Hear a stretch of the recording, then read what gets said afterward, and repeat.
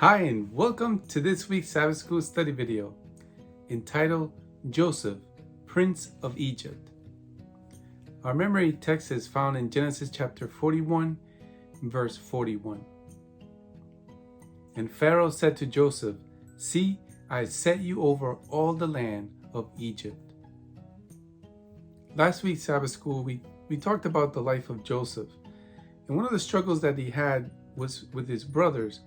His brothers were a lot older, they came from other mothers, and it seemed like Joseph, trying to fit in with his older brothers, tried to kind of show, hey, look what I've done, the connection that I have with their own father.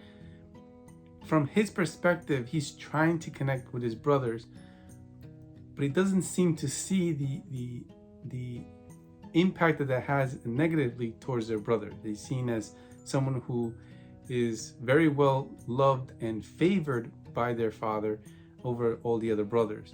And their other brothers, they don't seem to like Joseph because of that.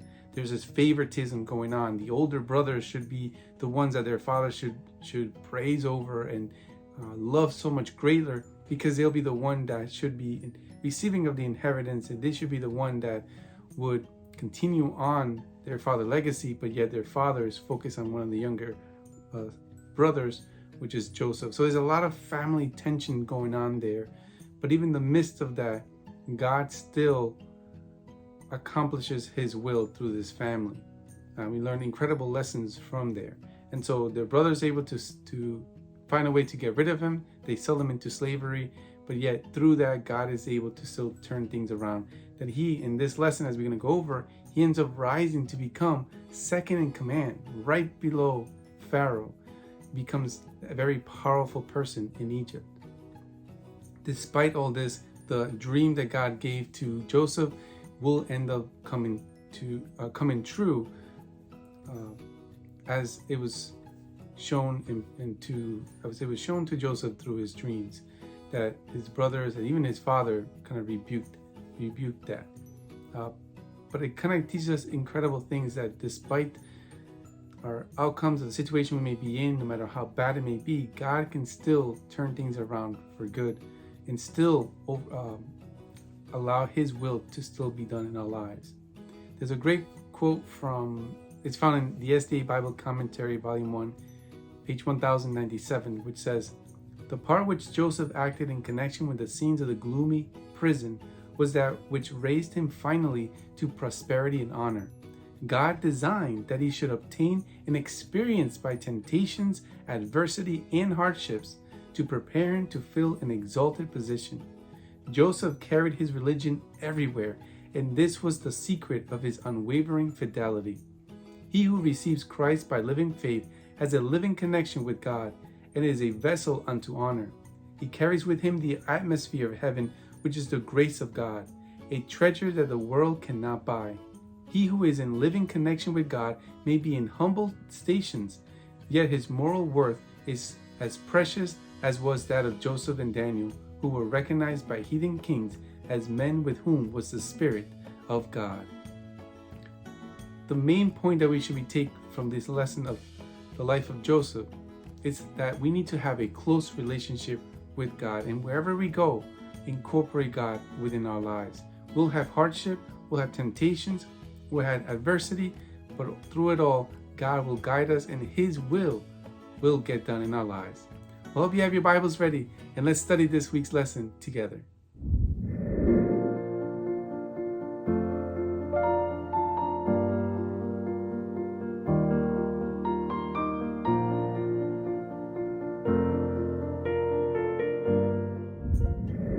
We begin our study in Genesis chapter 41, and I read verse 28.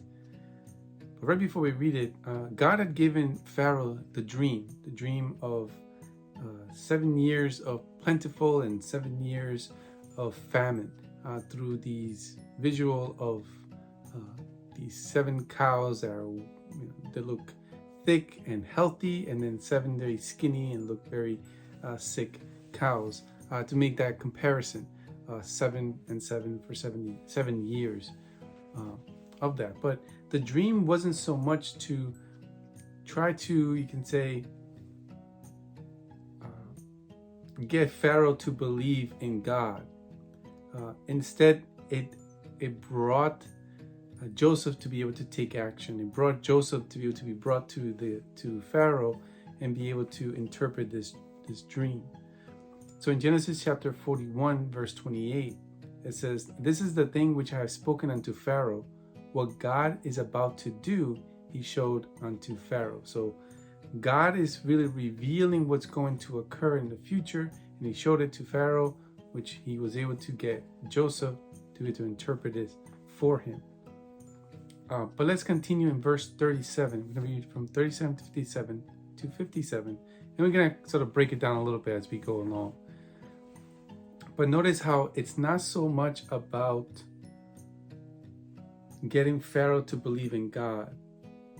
It's more of sort of the action, and even there reveals who God is. Not so much I need to believe in God, but more like you're able to see who God is through these actions that are being taken by Joseph and primarily by Joseph.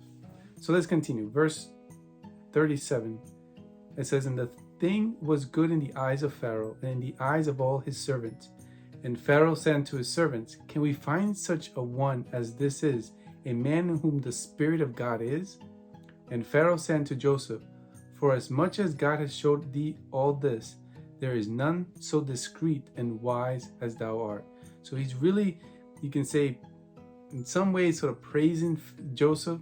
Pharaoh is acknowledging the wisdom that is in Joseph, the connection that he has with God, how God is able to reveal himself through Joseph. He mentioned how the Spirit of God is in Joseph. So he's really talking wonderful things about him. And notice what he continues to say in verse 40. "Thou shalt be over my house, and according unto thy word shall all my people be ruled. Only in the throne will I be greater than thou." So there he is placing Joseph, giving an incredible promotion, placing him to be a ruler pretty much of Egypt. The only thing is, like, when it comes to certain decision making, the Pharaoh will still surpass Joseph, but he's pretty much passing on incredible responsibility and power to Joseph from interpreting pretty much a dream. But it makes you wonder, why is he giving him this kind of recognition and respect? Is it because of his relationship with God, or is there more to that? Well, let's continue reading. Verse 41. "And Pharaoh said unto Joseph, See, I have set thee over all the land of Egypt. And Pharaoh took off his ring from his hand and put it upon Joseph's hand, and arrayed him in vestures of fine linen, and put a gold chain about his neck. And he made him to ride in the second chariot which he had, and they carried before him, bowed the knee, and he made him ruler over all the land of Egypt. And Pharaoh said unto Joseph, I am Pharaoh, and without thee shall no man lift up his hand or foot in all the land of Egypt. And Pharaoh called Joseph's name Zephnath-paneah, and he gave him to wife Asenath, the daughter of Potiphar, priest of On. And Joseph went out over all the land of Egypt. And Joseph was 30 years old when he stood before Pharaoh, king of Egypt. And Joseph went out from the presence of Pharaoh and went throughout all the land of Egypt. And then I'm going to read this one verse and then we'll pause for a second. It says, In the 7 plenteous years the earth brought forth by handfuls. When we go back to the dream that Pharaoh had, that God had given to him, and then Joseph was able to interpret it, Joseph didn't just provide an answer of this is the dream that you had and here's the interpretation, but also Joseph provided, you can say, a solution to this problem, provided a plan. This is what's going to happen. You need to be able to do X, Y, and Z in order for your people to be able to survive during those 7 years when there be a famine. The first 7 years will be fine, be plenty, but you need to store that, you need to save that. Here's this plan, so when those 7 years of famine, your people will survive. So when someone comes up to someone as powerful as Pharaoh and doesn't just say, oh, this is just what you're dreaming of, but here's a solution, here's a plan, they tend to really place that person in a very important position to be able to execute that particular plan. And so that's sort of what it's doing, but it really puts him in a very high position. Makes you wonder, well, Joseph is going on ruling over Egypt. What is Pharaoh then doing? But that's not the point. All right, so let's continue. Verse 48. It says, "And he gathered up all the food of the 7 years which were in the land of Egypt, and laid up the food in the cities. The food of the field, which was round about every city, laid he up in the same." So he's creating these storehouses where they will store these abundance of food that they're receiving during this 7 year of plenty. But notice this, it says in 49, "And Joseph gathered corn as the sand of the sea, very much until he left numbering, for it was without number." You try counting how many grains of sand are in the sea. It's innumerous. And so that's how much it reached. It was so much food that was gathered, they pretty much stopped counting. There was too much to continue counting. So that was the 7 years of plentiful. And in verse 50 it says, "And unto Joseph were born 2 sons before the years of famine came, which Asenath, the daughter of Potiphera, priest of On, bare unto him. And Joseph called the name of the firstborn Manasseh. Why? For God, said he, had made me forget all my toil and all my father's house." Verse 52, "And the name of the second called he Ephraim. Why? For God had caused me to be fruitful in the land of my affliction." So how God turned his life around, how he was mistreated by his brother, how he was sold into slavery, the challenges that he dealt with in Potiphar's house as well as in jail. God turned his life around, and he sees that, and he brings honor and glory to God and thanks the Lord, and he acknowledges what God has done for him by the names that he gave his son that God had blessed him with. Verse 53 says, "And the 7 years of plenteousness that was in the land of Egypt were ended, and the 7 years of dearth began to come, according as Joseph had said, and the dearth was in all lands, but in all the land of Egypt there was bread. And when all the land of Egypt was famished, the people cried to Pharaoh for bread, and Pharaoh said to all the Egyptians, Go unto Joseph, what he said to you, do. And the famine was all over the face of the earth, and Joseph opened all the storehouses and sold unto the Egyptians, and the famine waxed sore in the land of Egypt." So we're seeing that during this time of famine, in the beginning, everyone in Egypt were fine. They had plenty of food, but it didn't last very long.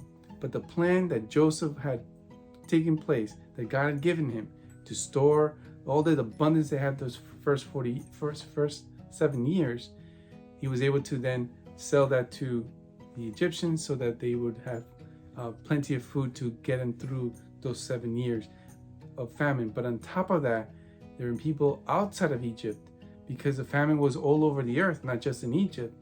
And so many were coming to Egypt for that abundance of food. And what's amazing, that people were coming to Pharaoh. Hey, you're Pharaoh. You're the one that's supposed to help your people and help your kingdom and nation when they're struggling. And he says, no, go to Joseph. He will tell you what you need to do, and you must do so. And in verse 57, it says, "And all countries came unto Egypt to Joseph for to buy corn, because that the famine was so sore in all lands." Which will lead us to the next segment.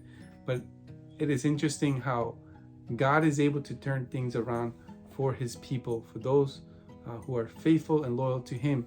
God, no matter how tough the situation may be, God will turn things around.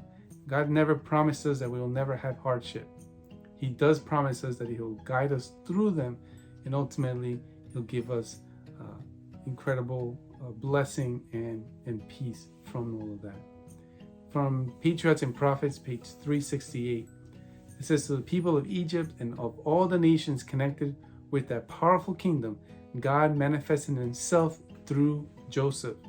Why did the Lord choose to exalt Joseph so highly among the Egyptians?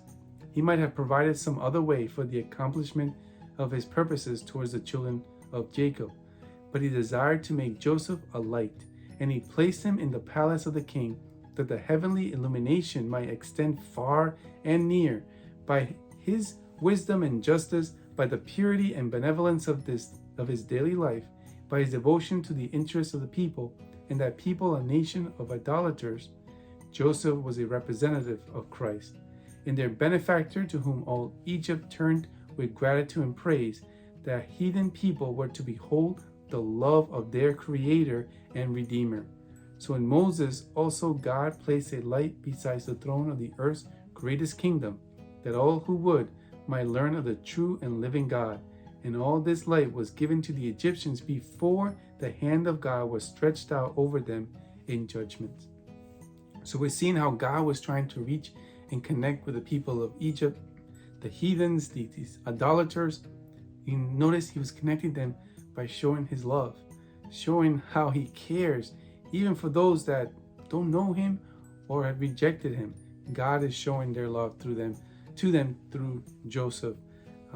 And so sometimes we wonder the efforts that we do in sharing the gospel message and sharing God's love and grace towards others. Sometimes we don't see the results of that, the impact that may have on those people at the moment. But we just got to keep moving forward, because God is working on people's heart, and he was moving on the people's heart here in Egypt, that we see later on that many end up rejecting later on when the time of Moses came, and then he ended up passing judgment. But many were able to be touched and reached out to because of what God was able to do through Joseph.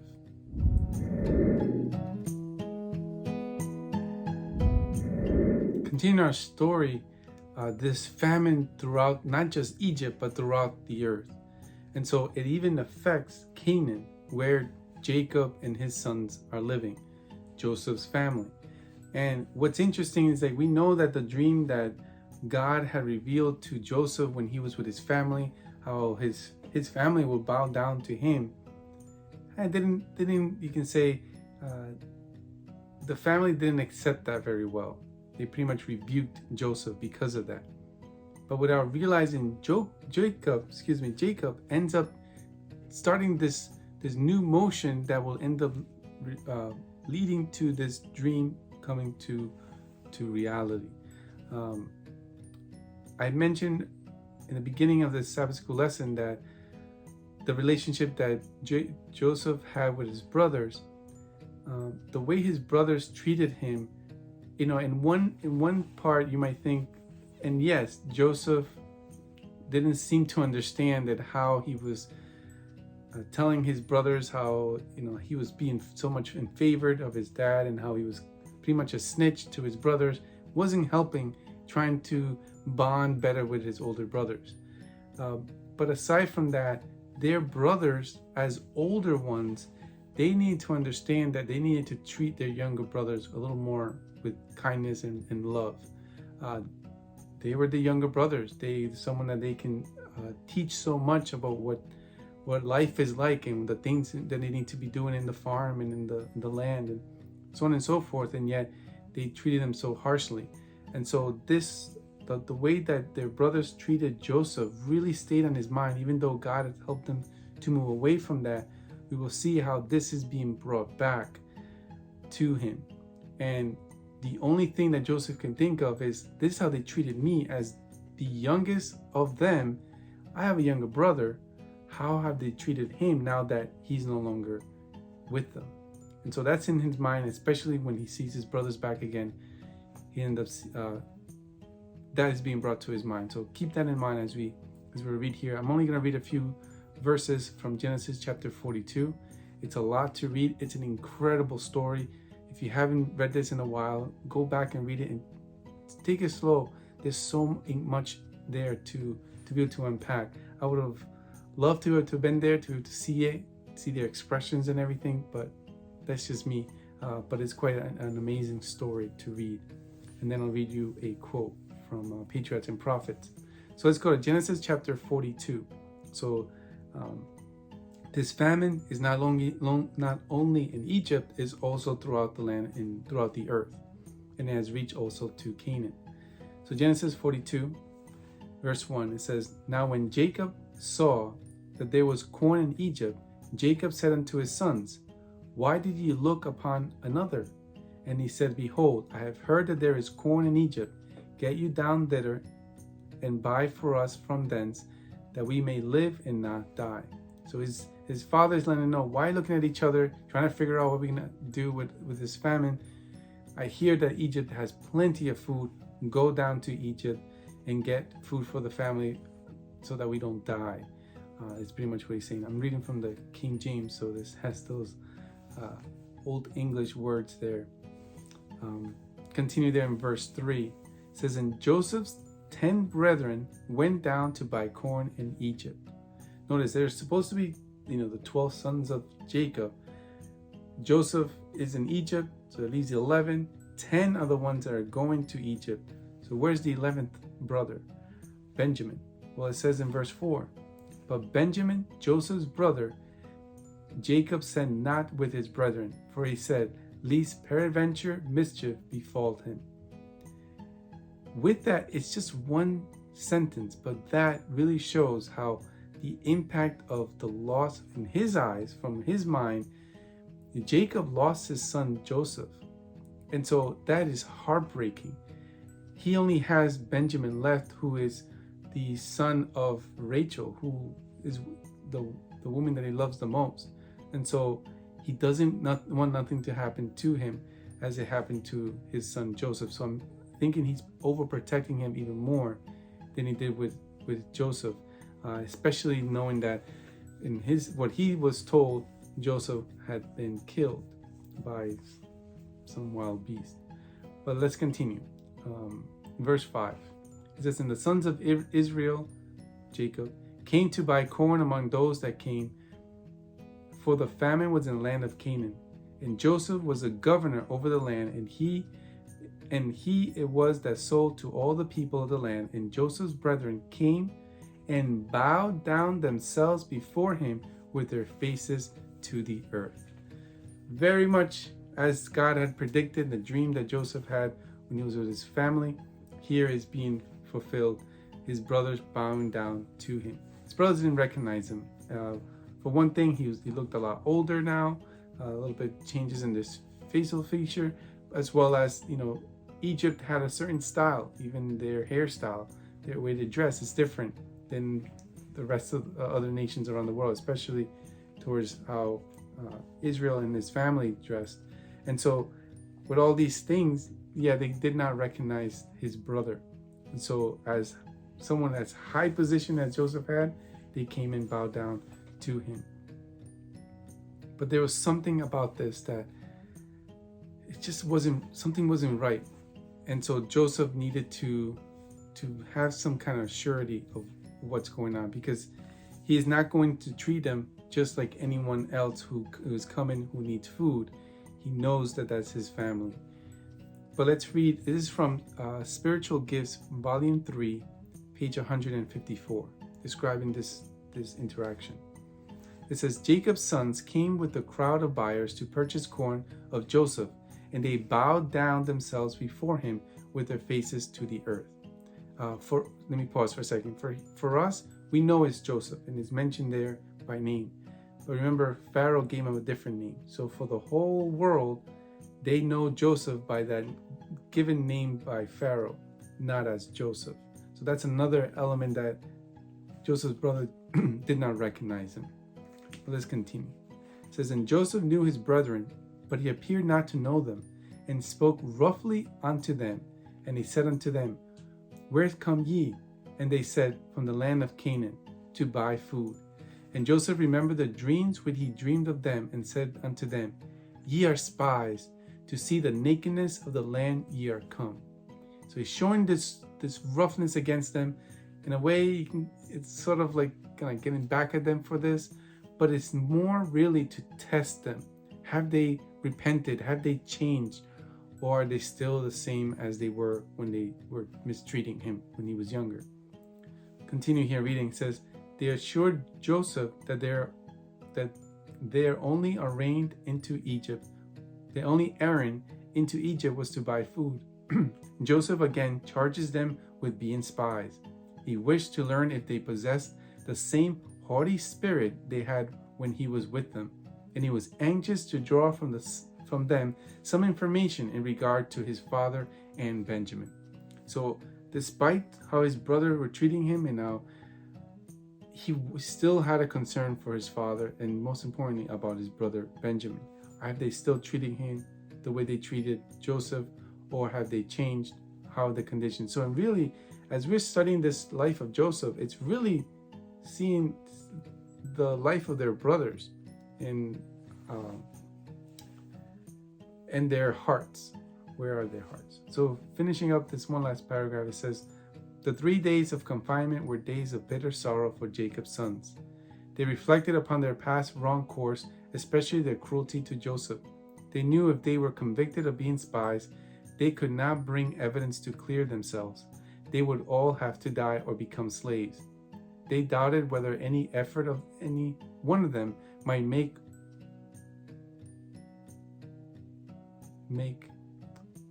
They doubted whether any effort any one of them might make would cause their father to consent to have Benjamin go from him, after the cruel death, as he thought, Joseph had suffered.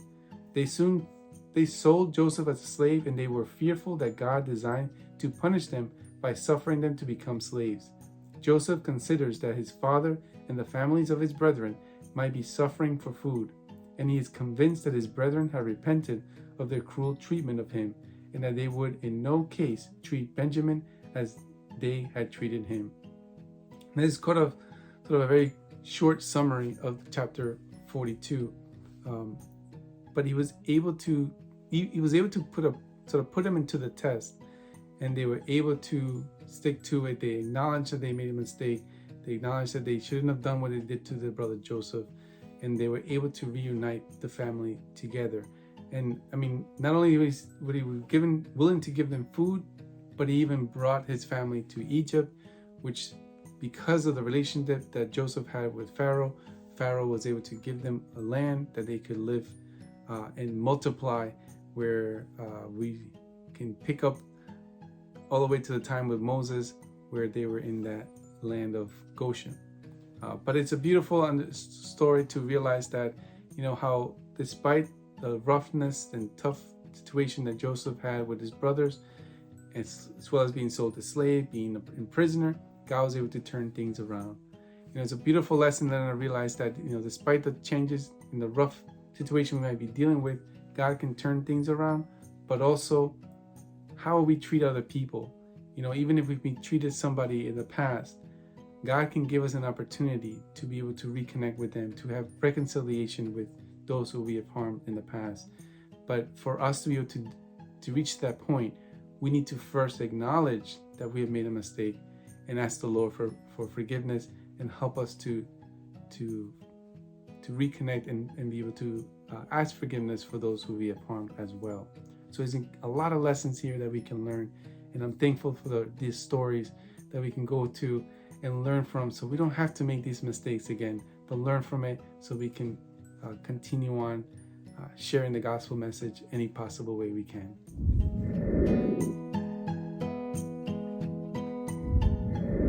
So let's continue to chapter 43. I'm going to read a few verses here. I mean, the famine was still going on. It was still quite heavily. Joseph's brothers were able to get some food to take back, but they needed some more. But we'll continue reading here to have a better understanding. Here it says, and the famine was sore in the land, and it came to pass, when they had eaten up the corn which they had brought out of Egypt, their father said unto them, go again buy us a little food. And Judah spoke unto him, saying, the man did solemnly protest unto us, saying, you shall not see my face, except your brother be with you. If thou wilt send our brother with us, we will go down and buy thee food. So Judah is trying to let his father know that, yes, we can go back there and get more food, but we were told that we need to bring our brother. It's someone that Jacob does not want for him to go, because he wants to take care of him, to protect him. He doesn't want to lose him as what he thought he lost Joseph. But it explains further the situation that Judah and his brothers had to face. Verse 5, it says, but if thou wilt not send him, he will not go down. For the man said unto us, Ye shall not see my face, except your brother be with you. And Israel said, Wherefore dealt ye so ill with me, as to tell the man whether ye had yet a brother? So Israel is trying to let him know, you shouldn't have told him. You should have told him you had another brother, and you wouldn't have brought this situation to me. But you got to understand that even aside from the fact of that Joseph is their brother and their past experience, past history, when you're going to something like this, especially if you're going, let's say, for a food bank and you're requesting food, they tend to ask you how many are in your household to know how much food to give to you. If only one or two people, you only need a certain amount of food. If you have a larger family, you're going to need a lot more food to be able to have enough to feed everyone. So there is a need for a sense of somewhat of questioning how many are in your household, how many adults, how many children, just to have an idea what to provide. But Joseph was also doing that because he wanted to also know, how is his family doing? Is Benjamin still alive? How is he doing? Is his father still alive? How is he doing? So he had other motives to his questioning. But continuing there in verse 7, it says, And they said, The man asked us straightly of our state and of our kindred, saying, Is your father yet alive? Have ye another brother? And we told him according to the tenor of these words. Could we certainly know that he would say, Bring your brother down? And Judah said unto Israel his father, Send the lad with us, and we will arise and go, that we may live and not die, both we and thou, and also our little ones. I will be surety for him. Of my hand shalt thou require him. If I bring him not unto thee, I set him before thee, then let me bear the blame forever. So Judah is doing the best he can to try to convince his dad to let Benjamin go, to the point that he's saying that I will protect them, and if something does happen and I come back home without Benjamin, to take pretty much his life for him. So he's trying to let his father know, to have that assurance that he will take care of Benjamin. It also shows a change that their brothers have had. The experience that they had with Joseph really impacted them, and they truly have been changing from that experience. The lesson kind of mentions how Benjamin's presence dominates the event. When all the brothers stand before Joseph, Benjamin is the only person whom Joseph sees. Benjamin is the only one who is called brother, while Benjamin is called by name. All the other brothers are not identified, they're simply referred to as men. Joseph calls Benjamin my son as a reassuring expression of special affection. Joseph's blessing refers to grace, reminiscent of his begging for grace which was not forthcoming. Joseph returns to Benjamin the grace that he did not receive from his other brothers. When we jump down, the reason I'm reading this, that gives a bit of a summary, mostly because we don't have time to read the entire chapter, but do take time. It has incredible lessons there and quite an interesting story that goes on. But I want to mention something quite interesting, that Joseph continues to sort of test his brothers to really see have they truly changed. He does, because they don't know who he is, he's able to sort of hide and kind of blend in a bit. He's able to hear and truly understand from their perspective what they really think of their brother Benjamin. And also he does provide an extra test to really see how they changed. So we're going to jump down in chapter 43. We're going to read from verse 32. They're going to sit down and eat. It says, And they sat on for him by himself, and for them by themselves, and for the Egyptians which did eat with him by themselves, because the Egyptians might not eat bread with the Hebrews, but as an abomination unto the Egyptians. So there's a little bit of context. The area pretty much is Joseph's house where they're sitting down to eat. But the Hebrews are sitting in one area, the Egyptians sitting in another, because they're not supposed to eat together. They have their own practices and rituals and stuff. But anyways, there's that distinction, just to give us some context of what's going on. But they're there to eat together. Verse 33 says, And they sat before him the firstborn according to his birthright, and the youngest according to his youth. And the men marveled one at another. So kind of the order in which they were placed, order from birthplace, the oldest to the youngest. Simple as that. And in verse 34, it says, and he took and sent messes unto them from before him. But Benjamin's mess was 5 times so much as any of theirs. And they drank and were merry with him. So this is a point I wanted to make, that he sort of gave an extra test. Joseph was seen as the favorite of his father, and he was given incredible gifts. He was given a coat of many colors. There was incredible blessing that was given to Joseph more than his brothers, and they had tremendous hate towards their brother Joseph. Here, Joseph is doing this to Benjamin, giving him so much more than he does, 5 times more than his brothers. And what did they react? They just drank and were married with him. They just continue enjoying the time there that they were there together. It really showed how much they had changed. In Patriarchs and Prophets, page 228, it says, by this token of favor to Benjamin, he hoped to ascertain if the youngest brother was regarded with the envy and hatred that had been manifested towards himself, still supposing that Joseph did not understand their language.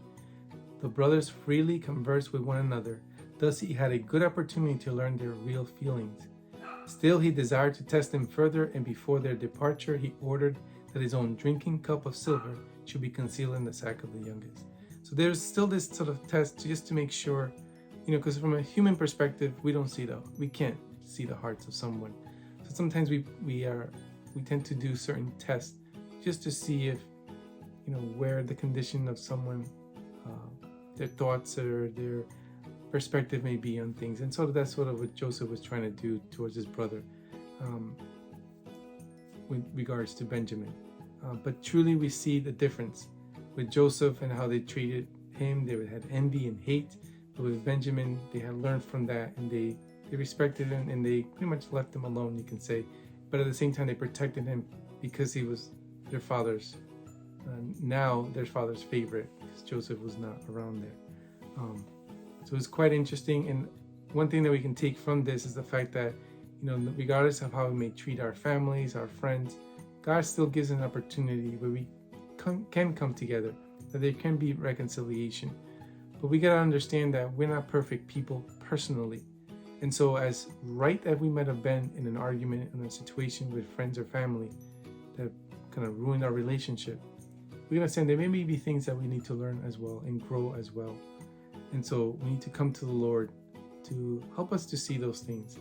And He will bring us together, and there can be reconciliation among families, among friends. And they can be just like those brothers had. They just enjoyed the time that they had together.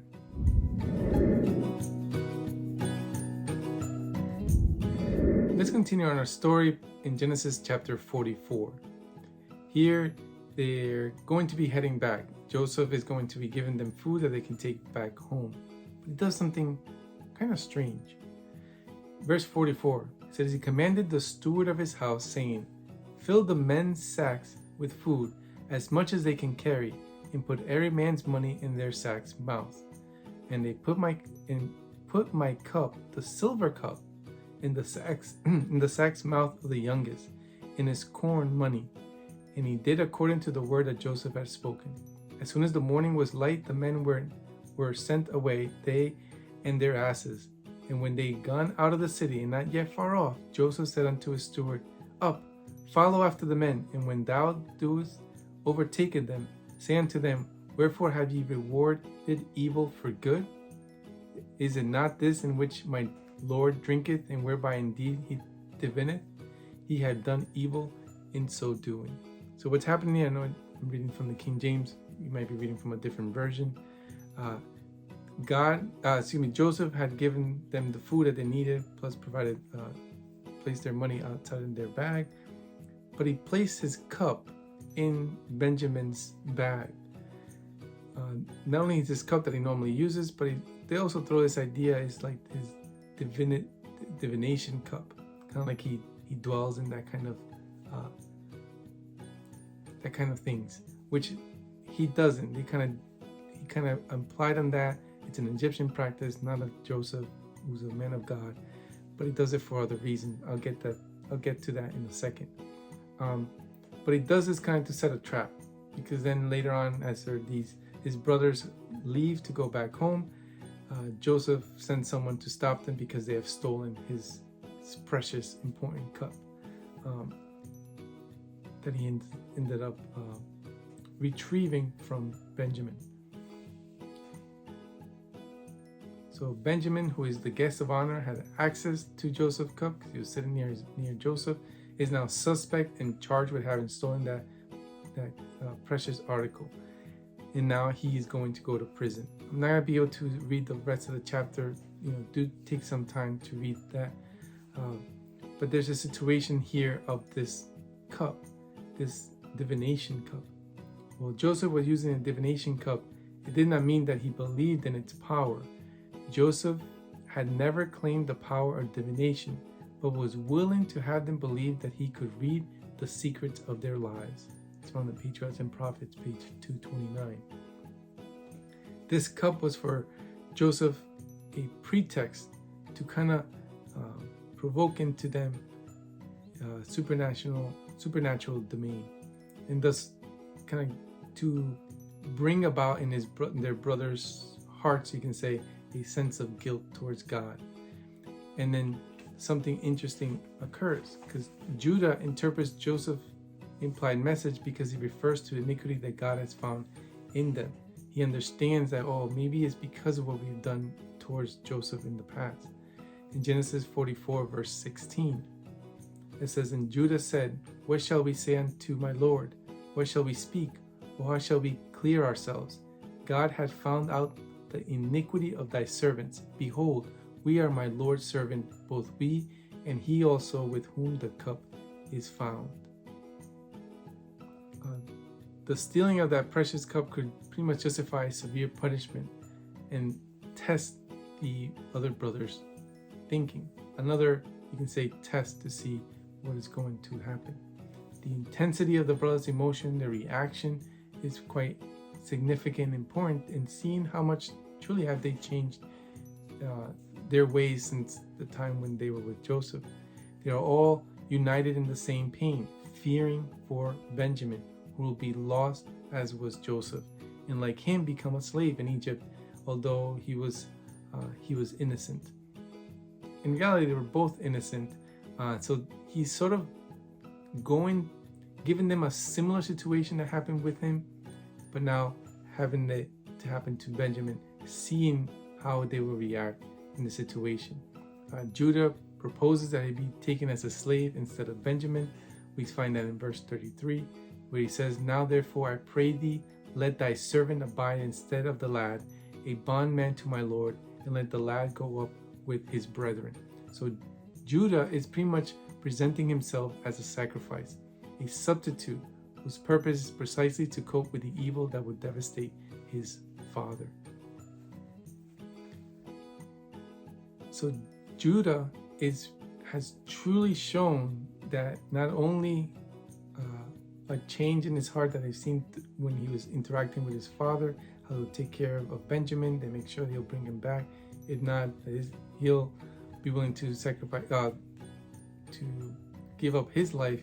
We see here that he does go through it as well when Joseph puts them in quite a test.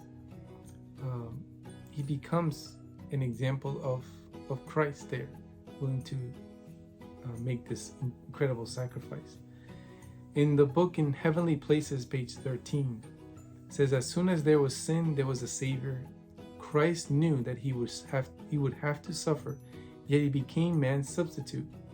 As soon as Adam sinned, the Son of God presented himself as surety for the human race.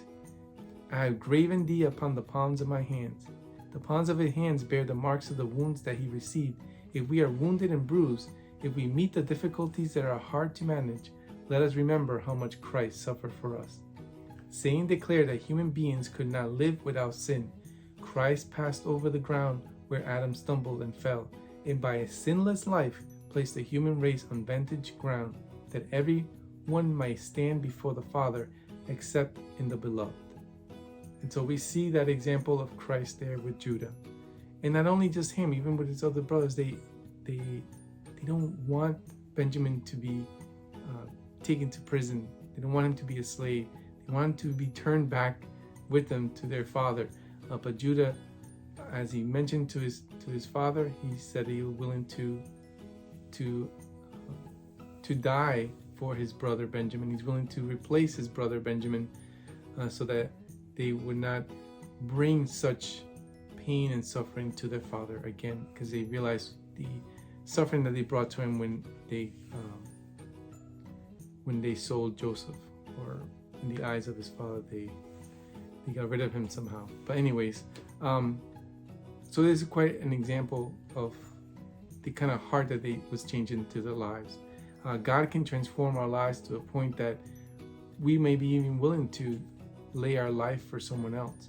That when someone is suffering, when someone's going through some difficult situation, that our hearts will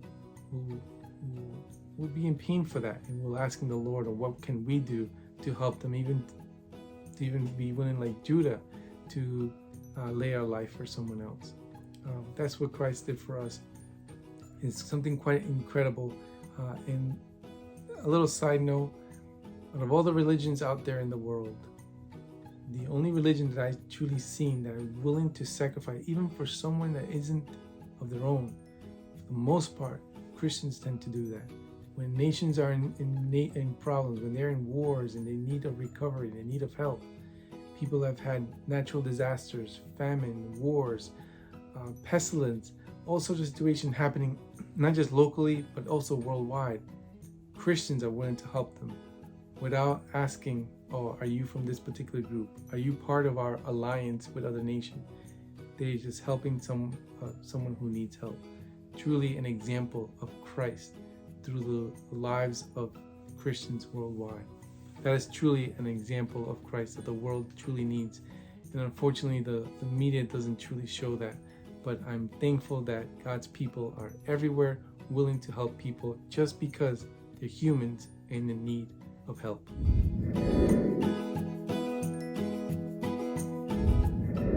So bringing our story towards the end, the great reveal of Joseph. After witnessing what he saw through what was happening to Benjamin, he was accused of stealing his important and precious cup, and seeing the reaction that his brothers had, especially Judah, it truly impacted Joseph and made him realize that, yes, truly my brothers have changed. We find here in Genesis chapter 45, it says, "Then Joseph could not refrain himself before all them that stood by him, and he cried, caused every man to go out from him, and there stood no man with him, while Joseph made himself known unto his brethren. And he wept aloud, and the Egyptians in the house of Pharaoh heard. And Joseph said unto his brethren, I am Joseph. Doth my father yet live? And his brethren could not answer him, for they were troubled at his presence. And Joseph said unto his brethren, Come near to me, I pray you. And they came near, and he said, I am Joseph your brother, whom ye sold into Egypt. Now therefore be not grieved, nor angry with yourself, that ye sold me hither. For God did send me before you to preserve life. Which is quite interesting.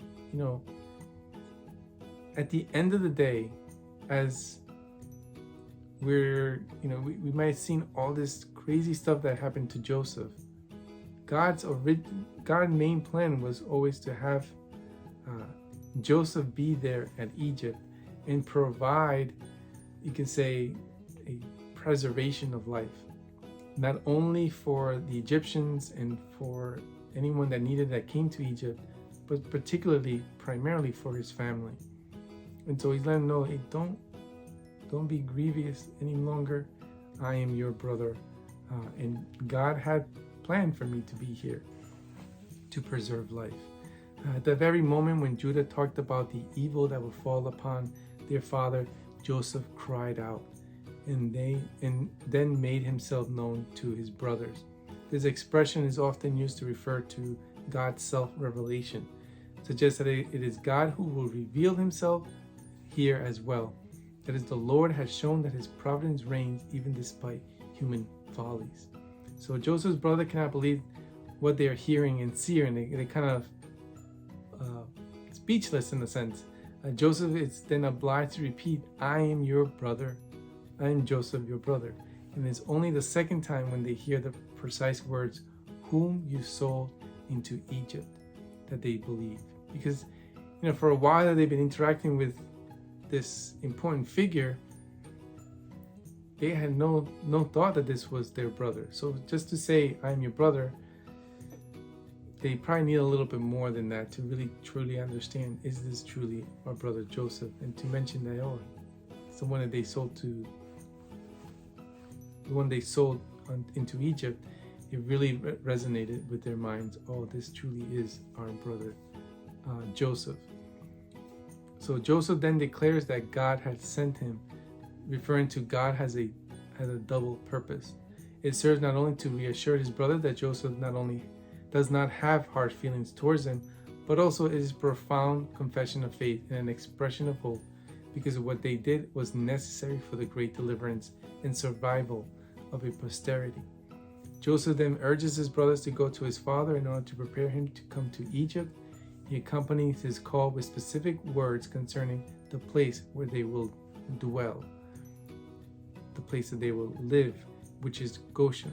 It is well known because of its rich pasture, the best of the land.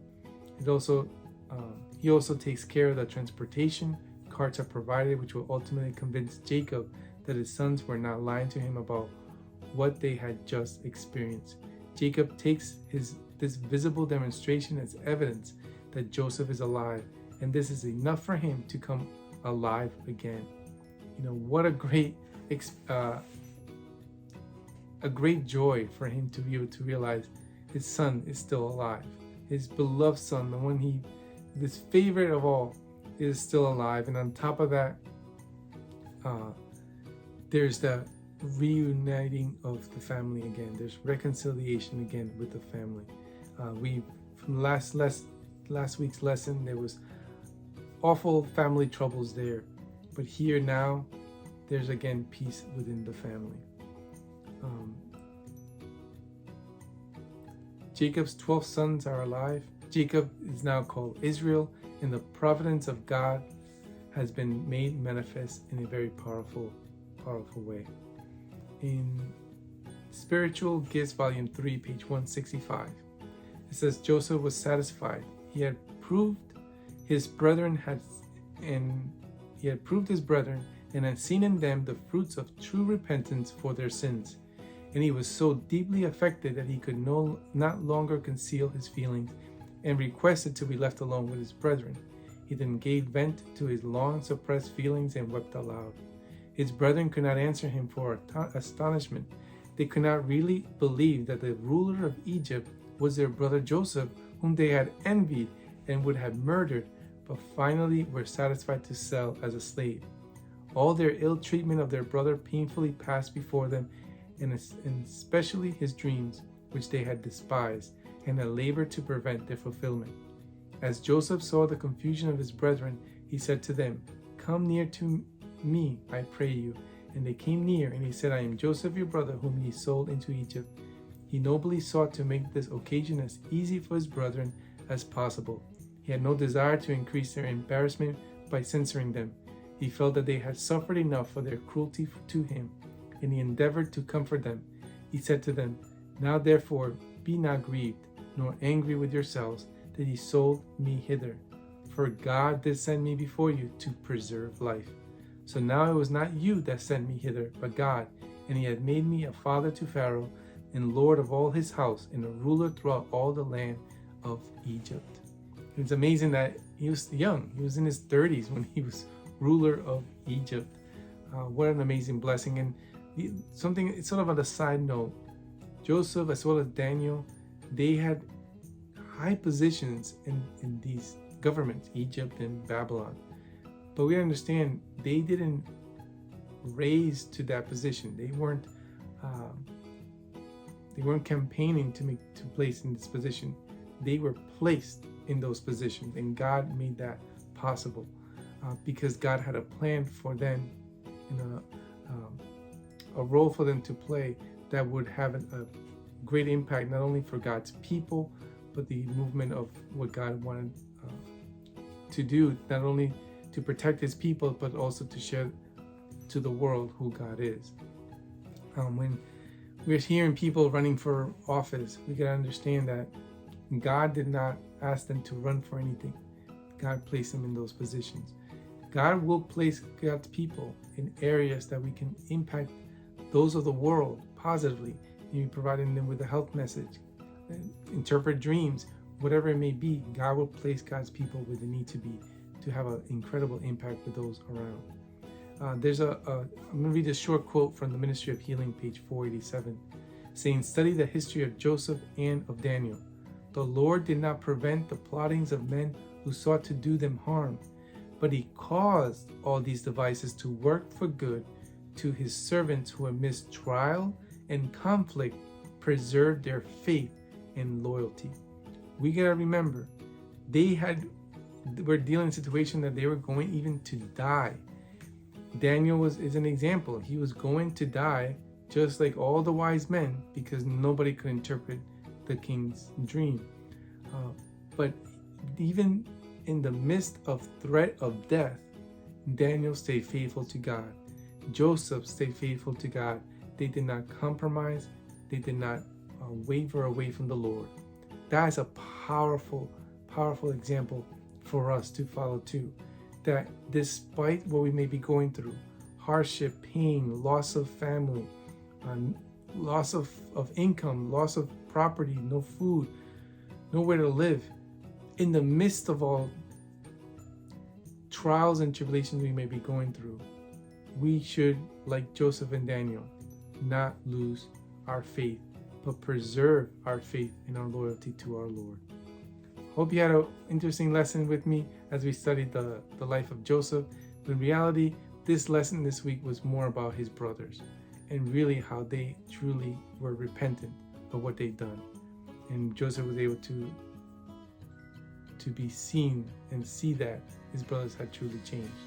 And so I'm encouraged because I know that there are times we may have relationship with friends or family that are kind of broken apart, but there's hope that God can bring us together, that there will be reconciliation even while we're here on earth before we get to heaven. And so that's a wonderful thing, but it's not easy because it also means that we need to be humble, and it is not an easy thing to do, but it's possible, and only through Christ Jesus. So I hope you had an interesting study, and I hope to see you next time. Until then, may God bless you, and Maranatha.